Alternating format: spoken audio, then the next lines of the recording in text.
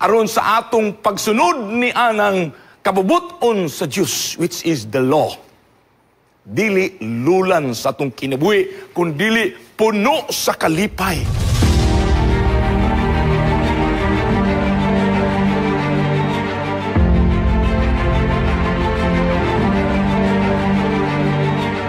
Nagingon ang Ginoo kang Moses, "Let them make me a sanctuary so I may dwell among men." Tamis kaayo nga sugo sa Ginoo ngadto kang Moses nga ang iyang tinguha makigkauban kanato. Sa bersikulo 40 of the same chapter, mga kaigsuonan, nag-ingon gyud ang Ginoo, importante nga bersikulo. "Siguradoa, Moses, nga ang imong himuon nga sanktuaryo susama sa imong nakita didto sa bukid. Kaysa diha nga nahinabi sa Ginoo si Moses, giabrihan niya ang kalangitan aron iyang makita," mga kaigsuonan, "ang tinuod nga sanktuaryo nga tuad didto sa langit nga gihimo sa mga kamot sa Dios ug dili sa mga kamot sa tao." Mga kaigsuonan, specifically tonight, our message is entitled, "I am the door." Atong nahibaluan nga ang tanang bahin, party, sulok ni anang sanktuaryo didto sa kamingawan, nagtudlo ka na, mga kaigsuonan, ngadto kang Hesukristo. There is only one way through the courtyard, mga kaigsuonan. O kana nga puwertahan atong paganganlan o kinabuhi or life. Kay nga naman, tungod sa kasalanan sa tao, misipyat kita sa pagsunod sa kabubuton sa atong Ginoo. We are doomed to death because in Romans 6:23, "For the wages of sin is death, but the gift of God is eternal life." Wa gid unta kitay pag-asa, mga kaigsuonan.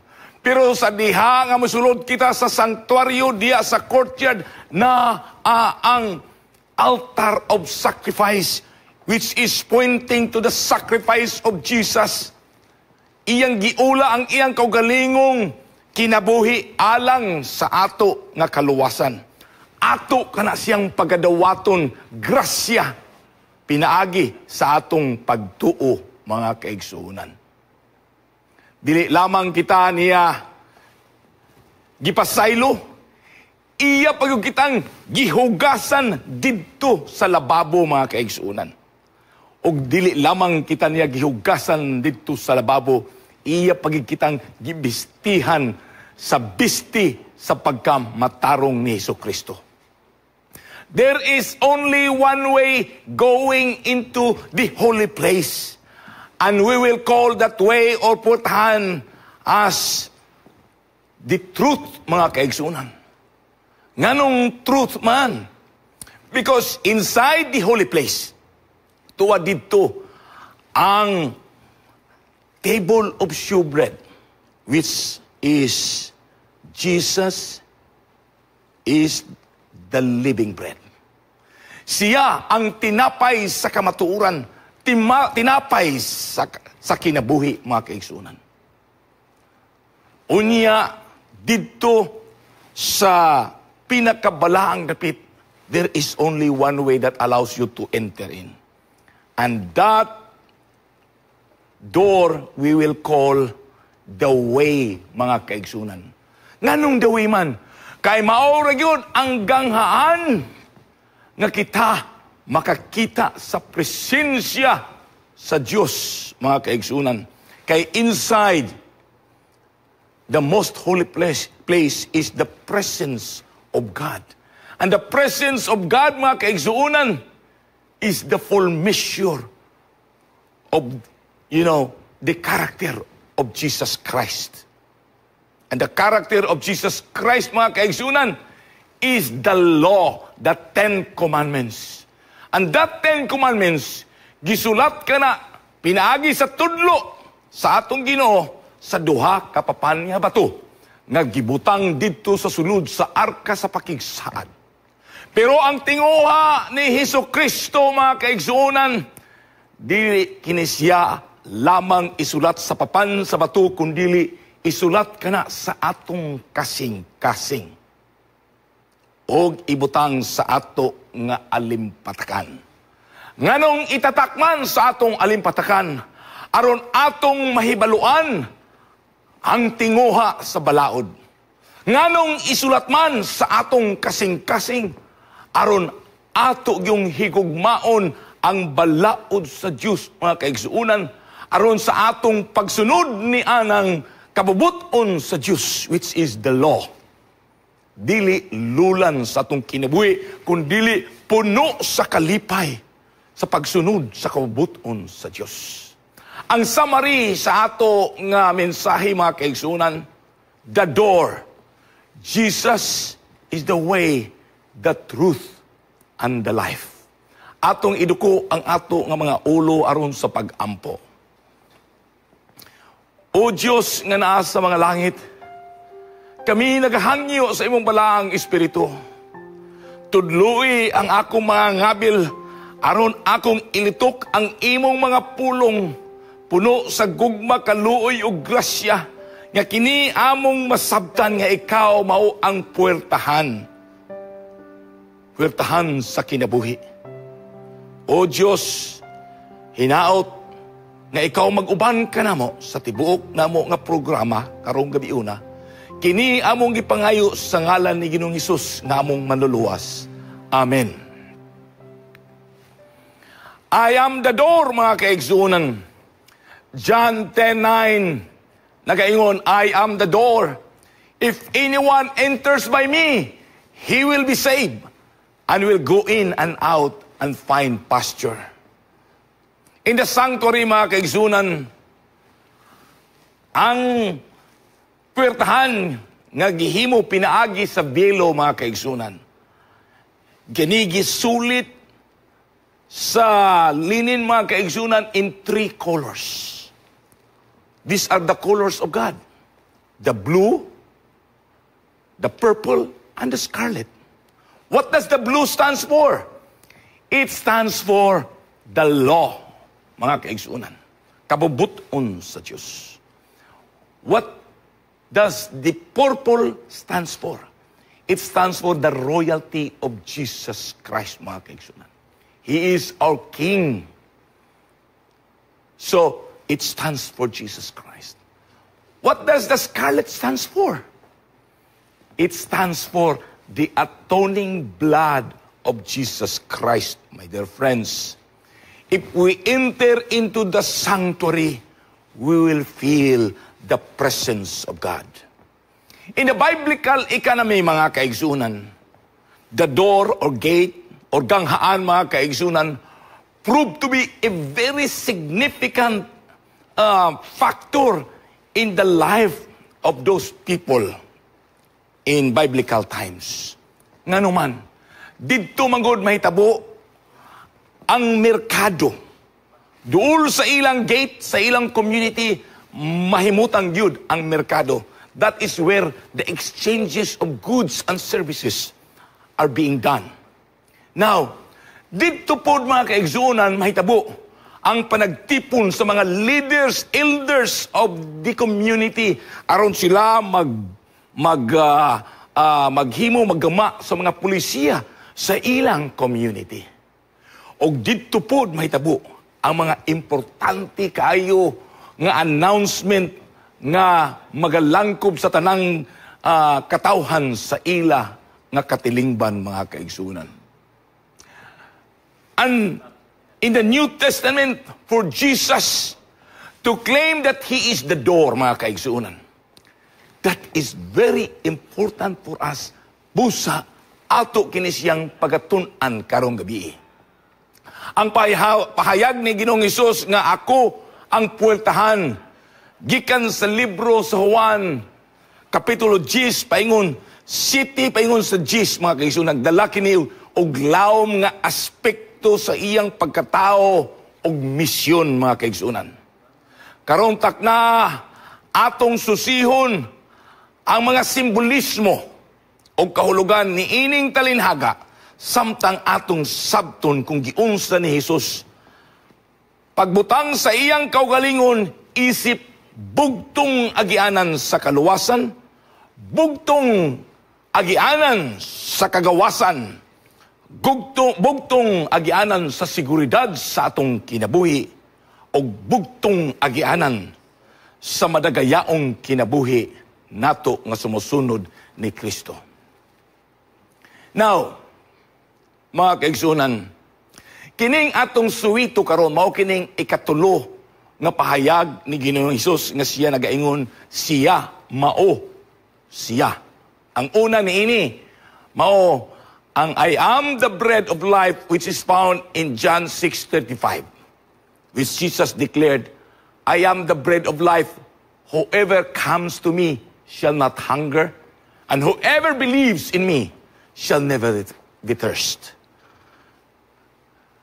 Kini nga pahayag, mga kaigsunan, nagpunting kang Hesus isip tinubgan sa espirituhanong pagkaon o katagbawan. Now, ang ikaduha mao, I am the light of the world, which is found in John 8:12. Records Jesus saying, I am the light of the world. Whoever follows me will not walk in darkness, but will have the light of life. Now, ay ikatulo, mga kaigsunan, mao kining atong suwito karong gabi, which is in John 10:7. I am the door of the sheep. Kay kita, mga sumusunod ni Kristo, kita man ang iyang mga karnero. Kini nga talinhaga nagpakita kang Hesus isip bugtong agianan sa pagsulod sa ginharian sa Dios ug ang tinubgan sa espirituhanong seguridad.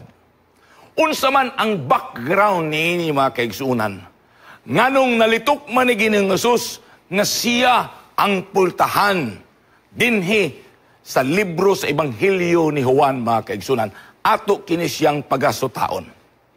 Now, sa diha si Ginoong Hesus didto sa Jerusalem, naglakaw-lakaw, nahimamat niya sa adlawng igpapahulay ang usa ka makalilimos nga from birth, buta siya, mga kaigsunan, wala siya nakakita og kahayag og sa kanindot sa surroundings sa kalibutan, mga kaigsunan.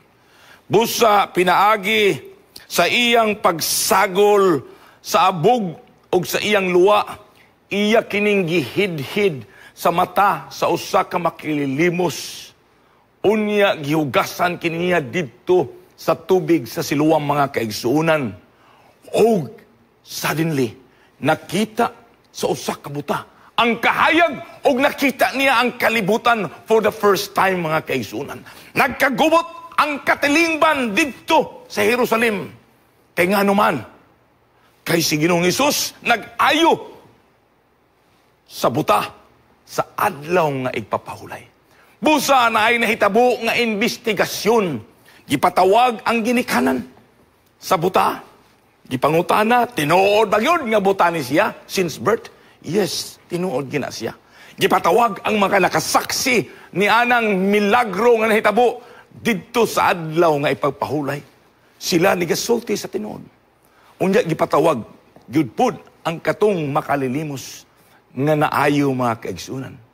Nag-ingon siya sa kaikag sa iya nga testimony, mga kaigsunan. Wakoy kay bangkaagan ni anang inyong mga pangutana, kay ang ako rayong nahibaluan. Kaniadto ako buta, karon nakakita na. Mga kaigsunan, sa puno, sa kasuko, sa mga Parisiyo, mga kaigsunan, sa nanghitabo, kay naghimo magmilagro sa Ginoong Hesus didto sa Jerusalem sa adlawng igpapahulay. Nasuko kaayo sila og ilang gipalagpot kining tawhana didto sa templo nga siya ni ampo nagsimba, nagdaig og nagpasalamat ngadto sa Dios tungod sa grasya nga iyang nadawat. Nahiubos kaayo si Ginoong Hesus ni anang panghitabo. Busa, mga kaigsuunan, siya nagadeklarar, I am the door, mga kaigsuunan. This is the very reason, mga kaigsuunan, nga gidlitok ni Ginoong Hesus ang I ams, mga kaigsuunan. Kay kining mga tawhana nga mao ang mga Parisiyo, sila ang dapat nga angayang magbalantay sa mga katilingban sa iyang kanakan sa Israel nga katawhan sa Dios. Pero kining mga tawhana mao manggani ang naghikaw sa tao aron sa pagsimba, pagdaig, pagpasalamat tungod sa grasya nga ilang nadawat, mga kaigsunan. Now, ang practice kaniadto, mga kaigsunan, sa kapanahunan in biblical times, in Jesus' time, particularly, mga kaigsunan, ang magbalantay, daghan kaayo og hagit sa ilang nga trabaho og responsibilidad. Kay ngano, tungod manggod, labi na sa gabi, labi na sa panahon sa tintugnaw, daghan kaayo nga mga kawatan og tulisan. Ang ila lamang tinguha kundili makakuha sa karniro, ilang ihawon kaunon o kaya ilang ibaligya, mga kaigsuunan.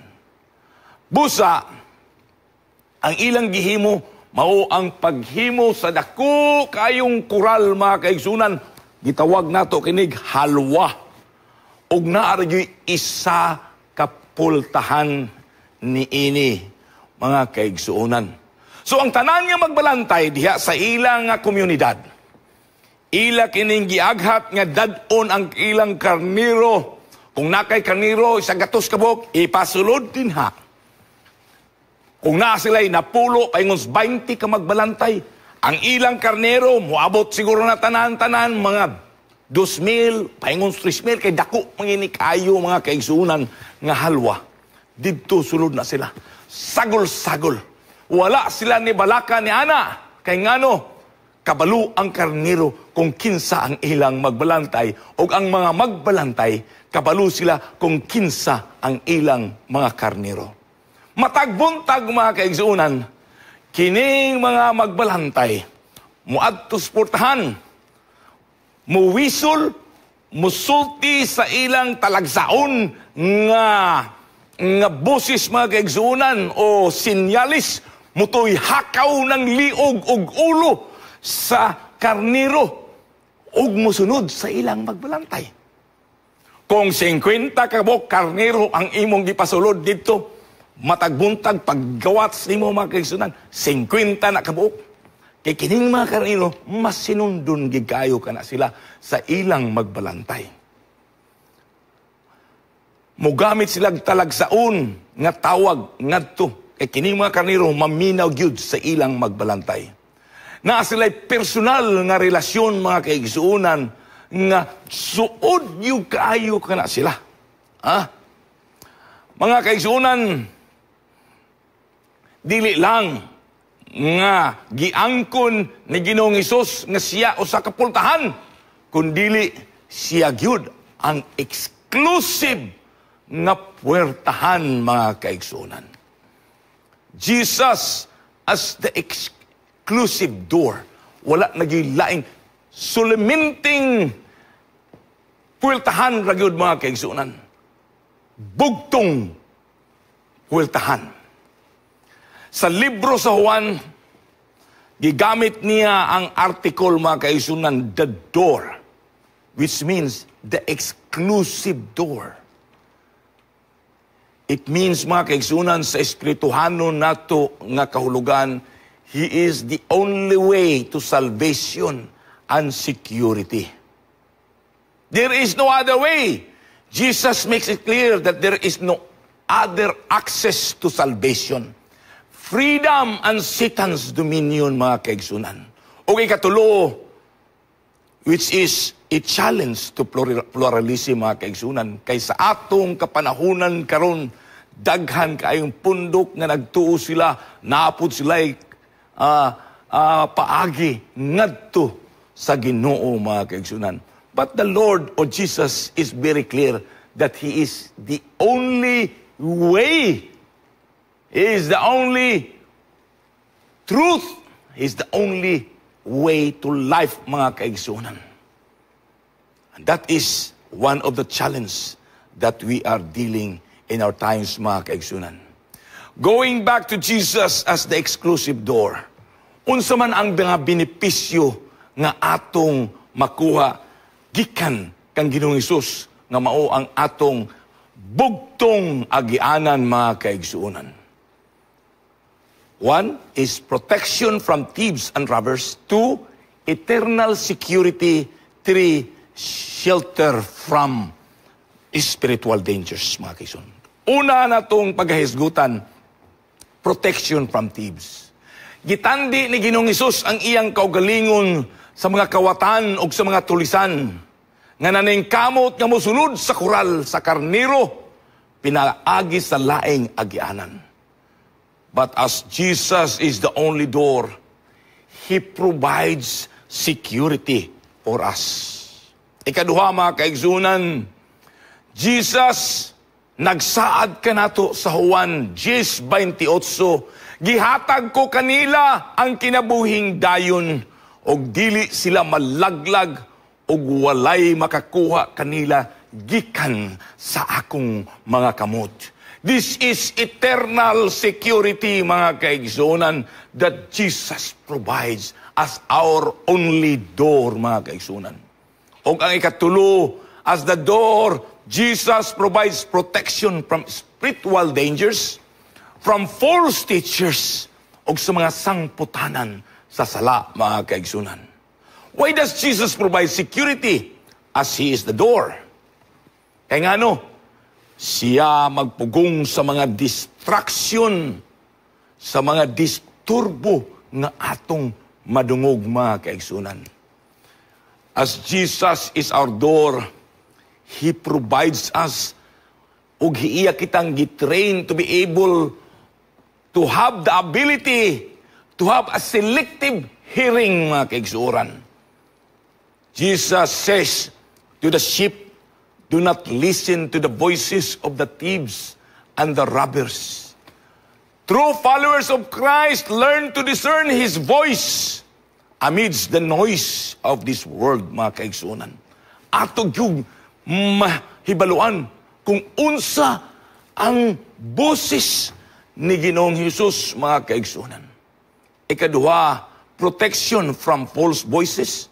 As the door, Jesus helps His followers filter out harmful influences and false teachings that could lead them astray, mga kaigsunan. Ikatulo, focus attention. By entering through Jesus, believers can maintain focus on God's truth and guidance, avoiding the distractions of worldly concerns, mga kaigsunan. As Jesus is our door, we have a very serious relationship with our shepherd, mga kaigsunan. Now, nganong seryoso man ang atong relasyon sa atong magbalantay? Because Jesus knows us. How does He know us? He calls us by our name.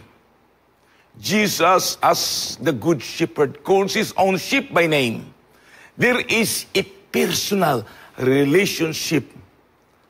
Mao kanang susi, mga kaigsuunan, sa maayo ug hugot nga relasyon kanato ug sa ato nga magbalantay nga mao si Jesus. Calling by name means we are known by God. God knows us. God knows our own weaknesses.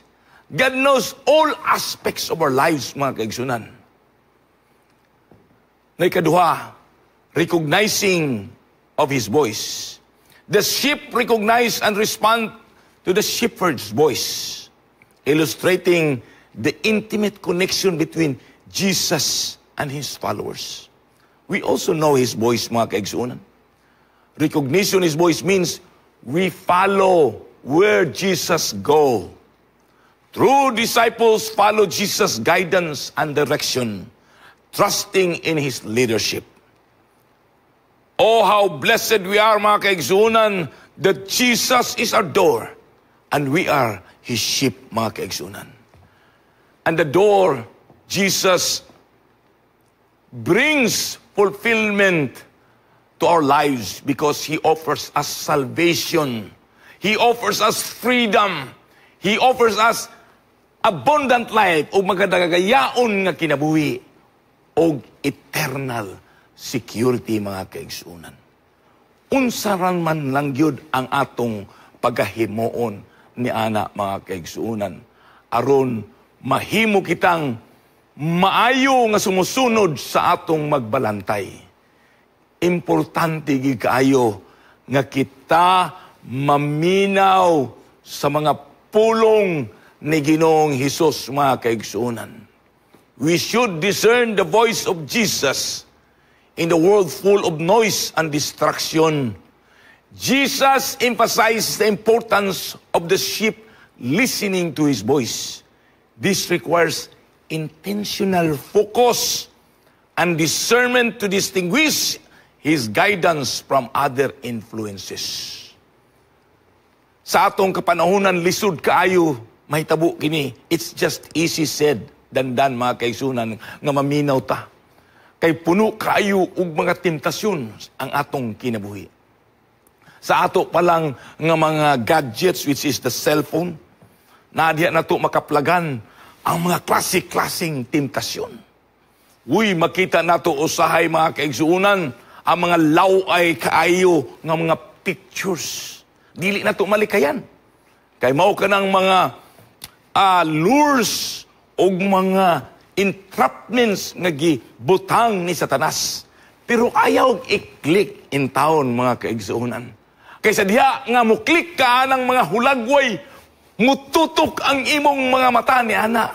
O mulatagaw ang imong huna-huna. Dautan na dayon ang imong tinguha, mga kaigsunan. Dako na kayo ka na og problema ang mahitabo sa atong kinabuhi. Sa atong pagtanaw-tanaw ni ana, it will shape our influence, mga kaigsunan.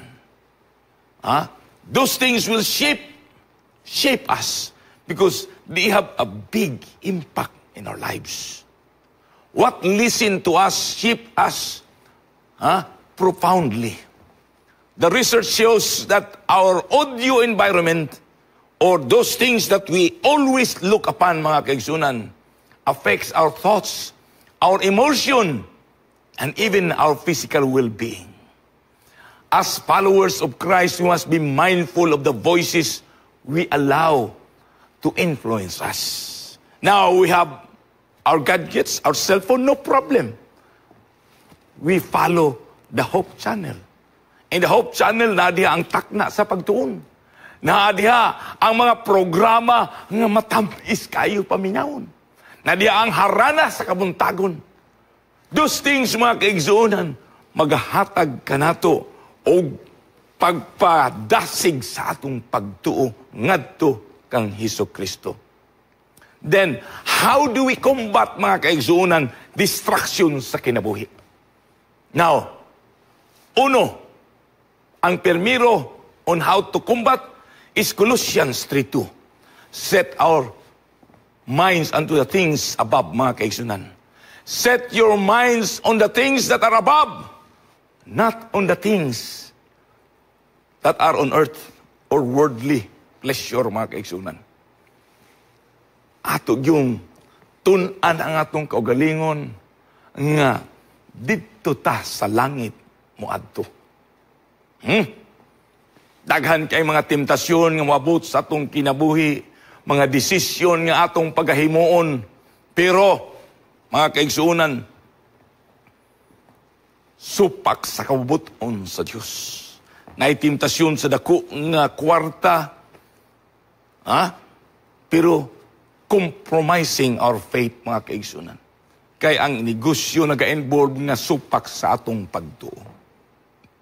Nay mga association nga that will give you benefits, pero dili maayo kay ikapandol sa ubang tao, mga nga nagtanaw kanimo, isip nga sumusunod ni Kristo. Set your mind on things above, mga kaigsunan. Dili kanang mga butang dinhi sa kalibutan. Kay kung atong tun-aon ang atong kinabuhi dinhi sa kalibutan, siguro, according to David, 70 years maugid ka na atong kinabuhi. Kung swerte ta, maabot tag 80. Kung naibonus ang atong kinabuhi, naabot tag 90. Kung gipanalanginan ta sa Ginoo, moabot tag 100, makadawat tag 100,000 gikan sa munisipyo o sa City Hall. Mga kaigsuunan. Bisan pagani nga atong idugang pa, atong edad moabot og 120. Pagkalami nga kinabuhi. Pero kung imong itandi nga kining kinabuhi, ngadto sa kinabuhi nga gihatag ni Kristo alang kanato, kinabuhing dayon, which is eternal life. Dili lamang kining kinabuhi dayon, kundili kinabuhi nga lunlon kalipay. Wala na'y kasakit. Kung imo kining itandi ang 120 years o 190 or 80 or 70, wala ragi na siya sa usa ka tuldok niya ng linya sa kinabuhing dayon, mga kaigsunan. Because that is eternity. Wala na'y kamatayon pa. Pagkaanindot niya na, mga kaigsunan. Ikaduha, on how to combat distractions mao, Hebrews 2:1. Therefore, we must pay much closer attention to what we have heard, lest we drift away from it, mga kaigsunan. Cultivate attentiveness warns us against drifting away and encourages praying or paying closer attention to spiritual truths. Developing an attentive life is crucial to following Christ, mga kaigsunan. Busa, adlaw-adlaw nga tanan, buntag o gabi, we must do our personal devotional with God, mga kaigsunan. O sa imong pamilya, worship sa buntag, worship sa gabi. Sa imong pagkatulog, ampo, pakighinabi sa atong Ginoo. Sa atong pagmata, makighinabi, pagpasalamat. Tungod sa iyang pagpreserbar sa atong kinabuhi sa tibok gabi, mga kaigsunan. The Bible is riddled with so many verses, mga kaigsunan, that tells us that Jesus is the exclusive Jesus for us. Dili siya gustuhan ng naasiyay kahati, mga kaigsunan. Atong tunan, 1 Timothy 2:5 affirms Jesus as the sole mediator between God and humanity. Siya ragi isa nga tagapatiwala. Kung nakitay mga hinanakit, atong iyango kang Hesukristo. Kung nakitay nalapas nga balaod sa kawabuton sa Dios, mangayo kitag pasaylo ngadto kang Kristo. Ug wala nailain pa. He is the only mediator. And He is also the narrow gate. Matthew 7:13-14 describes Jesus as the narrow gate leading to life. John 14:6, Jesus is the way, the truth, and the life. Acts 4:12 declares there is no other name by which we are saved. The name of Jesus is so sweet, mga kaigsunan. Susama niya ng kanta, the name of Jesus is so sweet. Tamis kayo ang ngalan ni Ginoong Hesus, mga kaigsunan. But there is challenge na mga hagit ni anang exclusivity ni Jesus Christ nga mao ang suluminting agianan sa atong kaluwasan tungod sa mga cultural resistance. We live in a world na dili na to malikayan ang atong silingan, kahigalaan, o mga kauban gani sa ato nga mga kabanay. Lain ang ilapod nga pagtuo. Okay? They think that they have also their own way of going to their God, to obtain their salvation. Cultural mga kaigsunan, dili ka na malikayan. Gani si Pablo, nibisita dito sa dapit sa Greece, nakita niya ang nagkadaya nga mga Ginoo nga ilang gisimba. There is a challenge to this exclusivity of Jesus Christ as the only door to salvation. Now, the Bible is very consistent despite of cultural objections, mga kaigsunan. The Word of God consistently presents Jesus as the unique Son of God and the only path to salvation. This exclusivity is central to Christian message, mga kaigsunan, o kana dili gyud nato makompromiso without altering the core of the faith. In September last year, mga kaigsunan, dito ako sa Indonesia, nagwali sa Batam. It's just like 45 minutes away from Singapore in September. It just so happened nga tuwa po dito sa Pope Francis sa gatherings of the youth, mga kaigsunan, of different faith, kay gipromote man niya dito ang unity throughout the world of all religions. Okay? Og iyang gideklarar that every religion is a path towards God. That is plurality, mga kaigsunan. That is exactly running in counter to the declaration of Jesus Christ as the only way, the truth, and the life. Kaya nga kung ikaw Hare Krishna, na kay dalan, pinaagi kang Hare Krishna. Kung ikaw Buddhist, pinaagi kang Buddha, ikaw makatagamtam na ang kinabuhing dayon.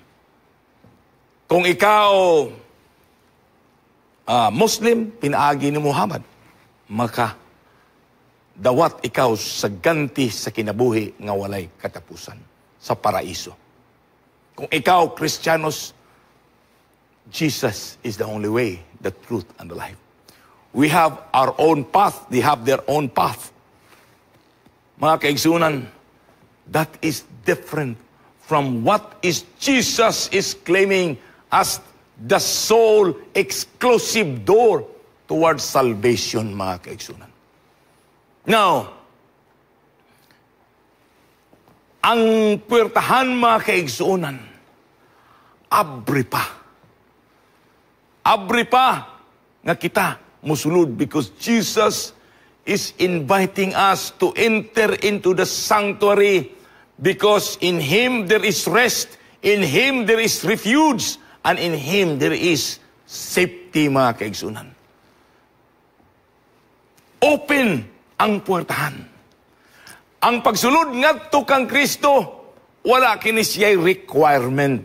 In some other clubs or association, kung ikaw mosulod, kinahanglan ka, mga kaigsunan, nga sapian kapod.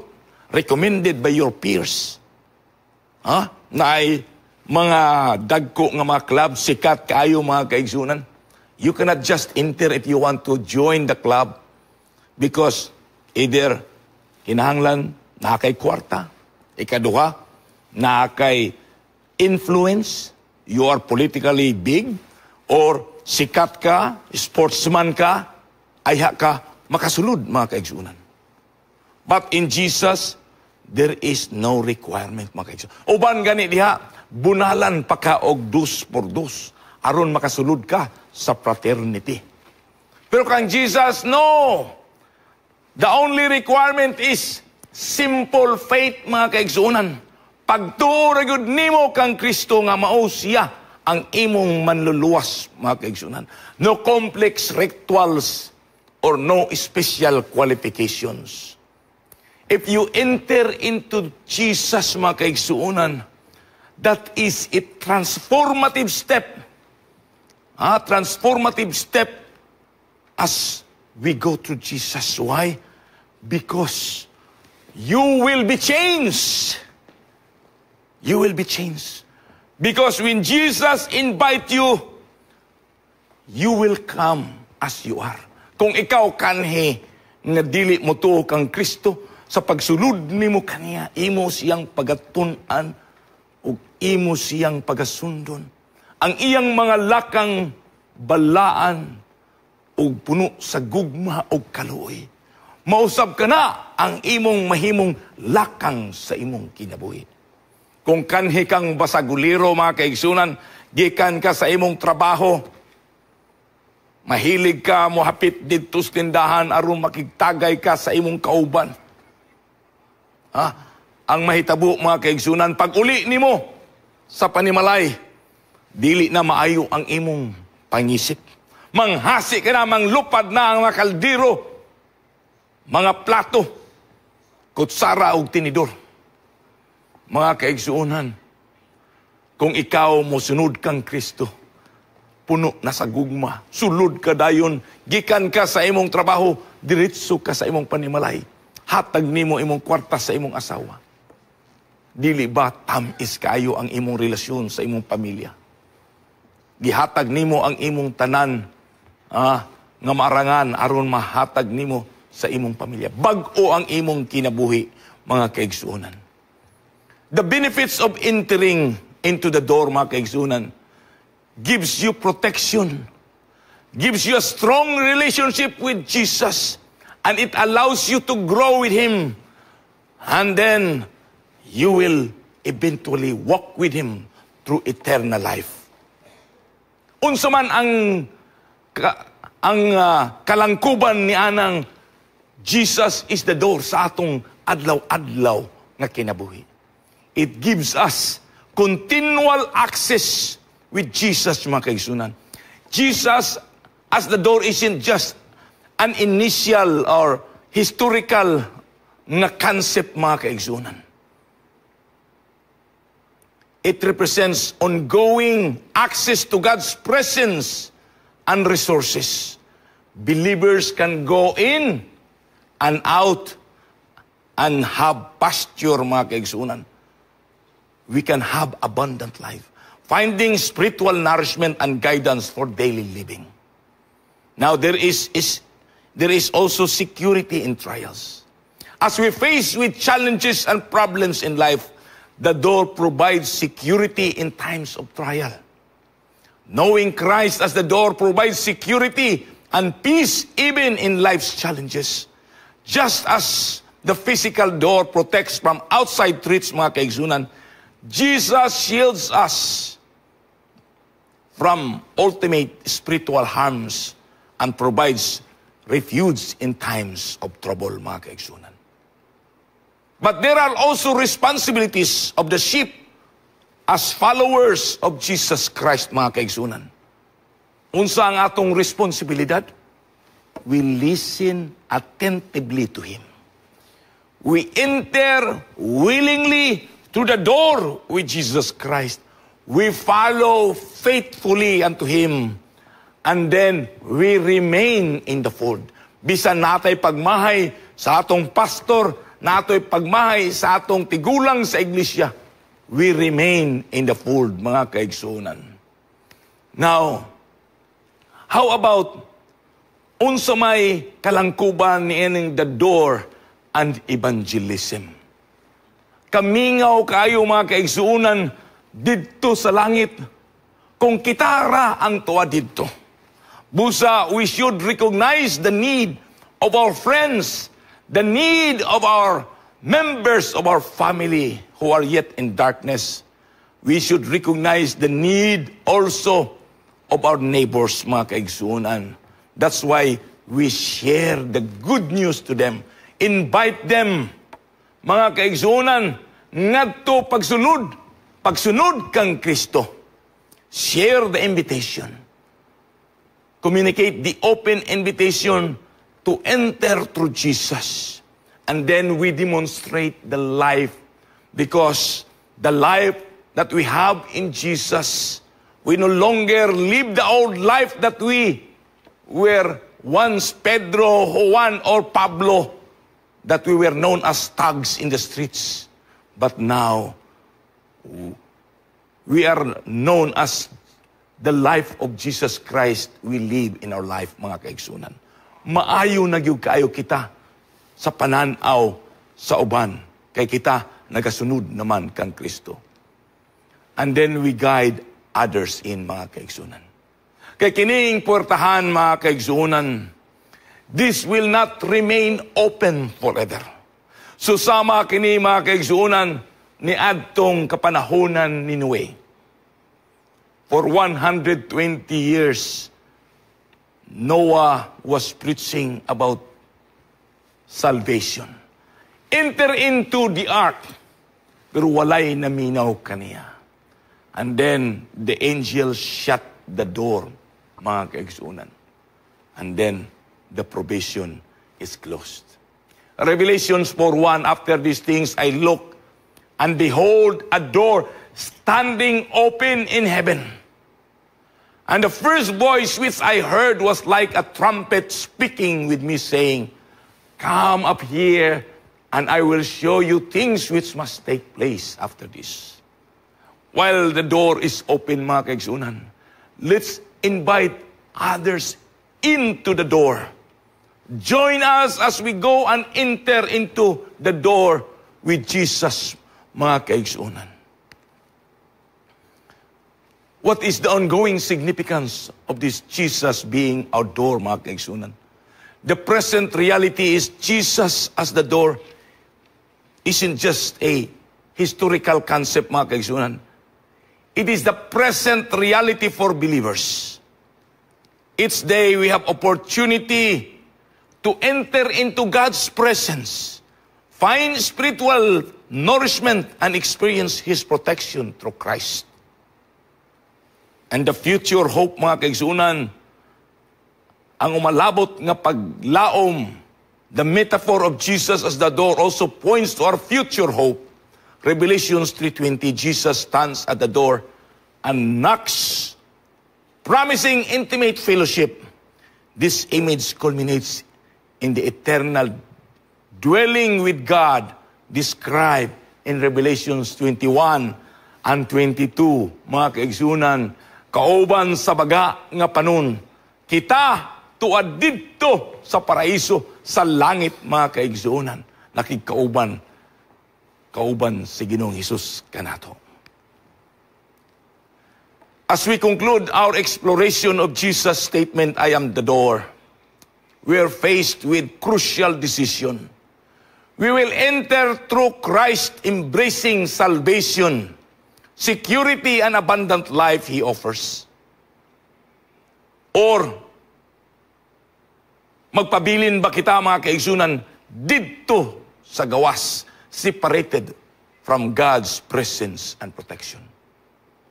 The invitation stands open to all, mga kaigsunan.